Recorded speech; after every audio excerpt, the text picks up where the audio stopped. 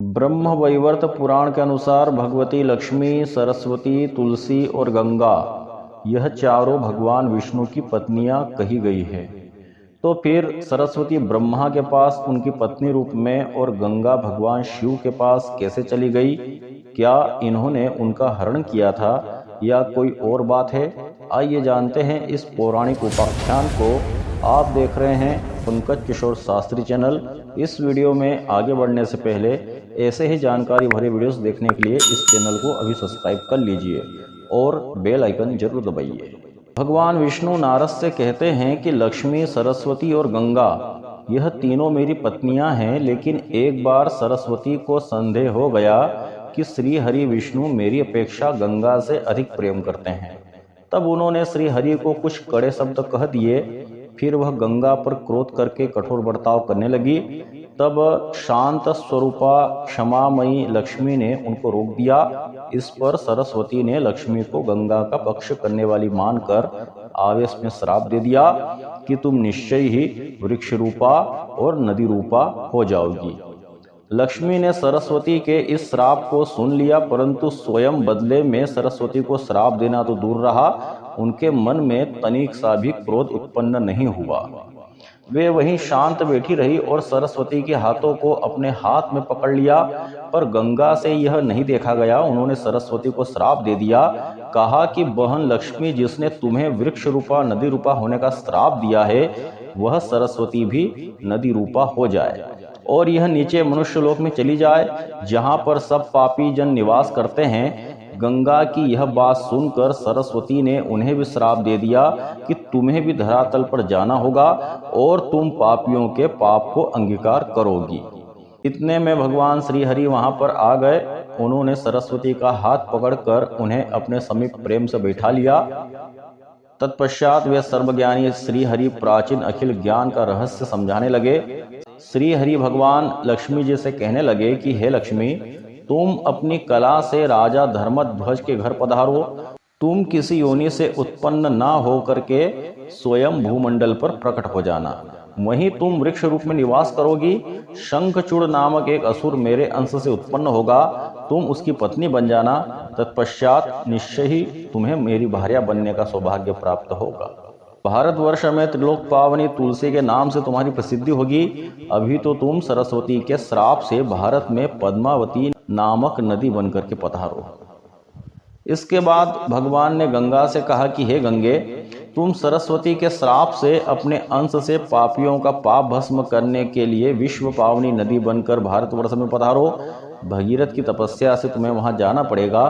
धरातल पर तुमको सब लोग भगवती भागीरथी कहेंगे। समुद्र मेरा ही अंश है, मेरी आज्ञा अनुसार तुम उसकी पत्नी होना स्वीकार कर लेना। इसके बाद सरस्वती से कहा कि हे सरस्वती, तुम भी गंगा के श्राप को स्वीकार करके अपनी एक कला से भारतवर्ष में चली जाओ। तुम अपने पूर्ण अंश से ब्रह्मलोक में पधार करके ब्रह्मा की पत्नी बन जाना और यह गंगा अपने पूर्ण अंश से भगवान शिव के स्थान कैलाश पर चली जाएगी। यहाँ पर अपने पूर्ण अंश से केवल लक्ष्मी रह जाएगी, कारण इनका स्वभाव परम शांत है।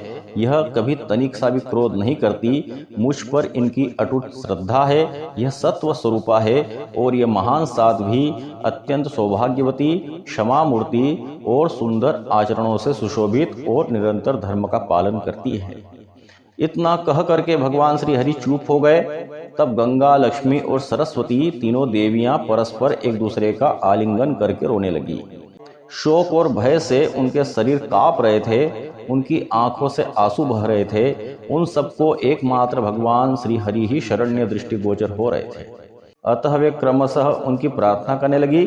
सरस्वती ने कहा कि हे नाथ, मुझ दुष्टा को पाप, ताप और शाप से बचाने के लिए कोई प्रायश्चित बता दीजिए, जिससे मेरा जन्म और जीवन शुद्ध हो जाए। भला आप जैसे महान सच्चरित्र स्वामी के परित्याग कर देने पर कहाँ कौन स्त्रियां जीवित रह सकती हैं? हे प्रभु, मैं भारतवर्ष में योग साधन करके इस शरीर का त्याग कर दूंगी, यह निश्चित है। तब गंगा बोली कि हे जगत प्रभु, आप किस अपराध से मुझे त्याग रहे हैं? मैं जीवित नहीं रह सकूंगी।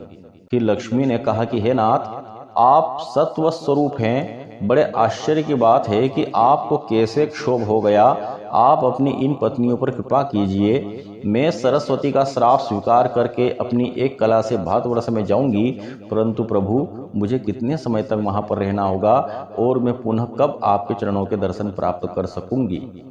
पापी जन मेरे जल में स्नान और आचमन करके अपना पाप का बोझ मुझ पर लाद देंगे, तब उस पाप से मुक्त होकर आपके चरणों में आने का अधिकार मुझे कैसे प्राप्त हो सकेगा। जब मैं अपनी एक कला से धर्मध्वज की पुत्री होकर के तुलसी रूप में स्थित हो जाऊंगी, तब मुझे पुनः कब आपके चरण कमल प्राप्त होंगे, यह बताइए। जब मैं वृक्ष रूप में रहने लग जाऊंगी, तब कब आप मेरा उद्धार करेंगे। यदि ये गंगा सरस्वती के श्राप से भारतवर्ष में चली जाएगी, तब फिर किस समय इनके श्राप और पाप से छुटकारा पाकर आपको प्राप्त कर सकेंगी। गंगा के श्राप से यह सरस्वती भी यदि भारतवर्ष में चली जाएगी, तो कब श्राप से मुक्त होकर पुनः आपके चरण कमलों को पा सकेगी। हे प्रभु, आप जो इन सरस्वती से कह रहे हैं कि तुम ब्रह्मा के घर पधार जाओ अथवा गंगा को शिव के भवन में जाने की आज्ञा दे रहे हैं, आपके इन वचनों के लिए मैं आपसे क्षमा चाहती हूँ। आप कृपा करके इन्हें ऐसा दंड न दें। तब भगवान श्री हरि ने लक्ष्मी जी से कहा कि हे सुरेश्वरी, मैं तुम्हारी बात भी रखूंगा और अपने वचनों की रक्षा भी करूंगा। यह सरस्वती अपनी कला के एक अंश से नदी होकर भारतवर्ष में जाए, आधे अंश से ब्रह्मा के भवन में पधारे और अपने पूर्ण अंश से स्वयं मेरे पास रहें। ऐसे ही यह गंगा भगीरथ के प्रयत्न से अपने कलांश से त्रिलोक को पावन करते हुए भारतवर्ष में जाए और स्वयं पूर्ण अंश से मेरे पास मेरे भवन में रहें। वहां इन्हें भगवान शंकर के मस्तक पर रहने का दुर्लभ अवसर प्राप्त होगा। लक्ष्मी जी से कहा कि तुम अपने कला के अंश से भारतवर्ष में चली जाओ, वहां तुम्हें पद्मावती नदी और तुलसी वृक्ष के रूप में विराजना होगा। जब कलयुग के 5000 वर्ष व्यतीत हो जाएंगे, तब तुम नदी रूप में तीनों देवियों का उद्धार हो जाएगा। तदंतर तुम मेरे धाम में वापस लौट आओगी। इतना वचन सुना करके भगवान श्री हरि विष्णु मौन हो गए। तदंतर भगवती महालक्ष्मी पद्मावती नदी के रूप में परिवर्तित हुई और उनके ही दूसरे रूप में तुलसी के रूप में भूमंडल पर अवतीर्ण हुई। वहीं भगवती सरस्वती गंगा के श्राप वश होकर के नदी रूप में हुई और सरस्वती के श्राप के कारण गंगा पहले स्वर्ग लोक में थी, तो भगीरथ के द्वारा उन्हें मनुष्य लोक में लाया गया था और वह भगवान शिव की जटाओं में शोभायमान हुई।